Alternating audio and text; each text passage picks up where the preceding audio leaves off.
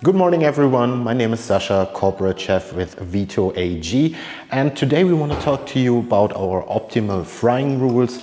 Couple of easy steps to implement into your frying process which help you to save up to 50% on your frying oil. Temperature control is very important, so when you come in the morning, do yourself a favor, don't put the fryer directly at frying temperature. Let the oil wake up like yourself, so put it at the temperature around 100 degrees Celsius, and once shortly before service you can put it at frying temperature. Helps you to save some money. Once you have set the perfect frying temperature, which is around 175, we highly recommend to test your frying oil, to put it down in the HACCP list in case food controllers are coming. And also you can check the temperature you set on your fryer is the temperature in the fryer, so your thermostat is still working. To fulfill the regulations in your country, it's also important to fill out the HACCP list correctly. Next point, which is also crucial and important, is never to underfill or overfill your fryer. Those burners are meant for a certain amount of oil, so if you overfill it, the temperature drops down too much, you get a soggy product, and if you underfill it, you will burn your oil, which leads to an early change. So instead of saving money, you will burn money.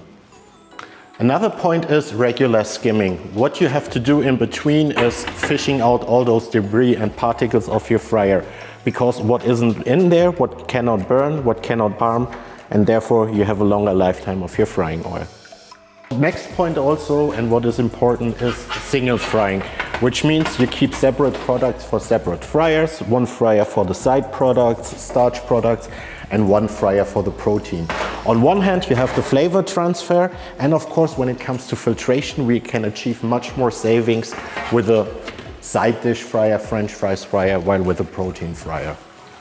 What is also important is if you get the product into your fryer, you shake it off beforehand, because all those particles will fall into your oil, will burn constantly, decrease the lifetime.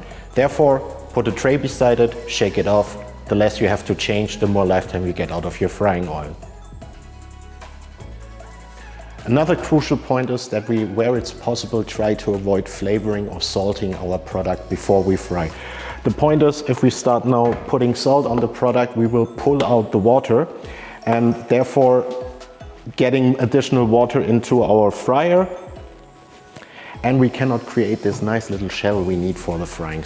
Another thing which is also important is the perfect ratio of fried product to oil in your fryer. The perfect ratio is 1:10, which means 1 part of fried product to 10 parts of frying oil. What does that mean? With a standard size bag of French fries in a 25-liter fryer, you got no problem. You can fry them at one time. Whilst in a smaller fryer, you have to separate it 15-liter, maximum 2/3. What is also important, that you never flavor your product directly above the fryer. Everything you will put in there will burn constantly, gives you a burnt bitter taste, and therefore you have to change it earlier. So what you do, you get your prep station ready, get your bowl, flavor in here, no problem at all. Temperature control is also crucial. So while the fryer is not in service or not needed, do yourself a favor, turn down the temperature to 120 degrees. Don't turn it below, because it will accelerate the chemical decay of your oil. 120 is enough, and if a customer comes in and orders, the fryer will be heated up again in no time. Filtering. Filtering is a very, very important point. It can double the lifetime of your frying oil. So whether you do it the old-fashioned way with a sieve where you drain it every evening, we of course recommend a VITO oil filter. Runs fully automatic, no supervision needed. You put it in, let it run, and you're good to go. Finally, your shift is over, day is done, you're ready to go home, so do yourself a favor and cover your fryers. You will keep it away from light, air, water, and everything that could fall in there, which leads to a longer lifetime of your frying oil, less changing, less workload for you around the fryer. Perfect, our job is done now, shift is ended for today, so keep in mind, if you follow all those rules, all those options, you can save up to 50% of your frying oil. It's easy to be implemented in your standard operating procedure and helps you to save a substantial amount of money while increasing the quality of your fried food all day long. Thank you very much.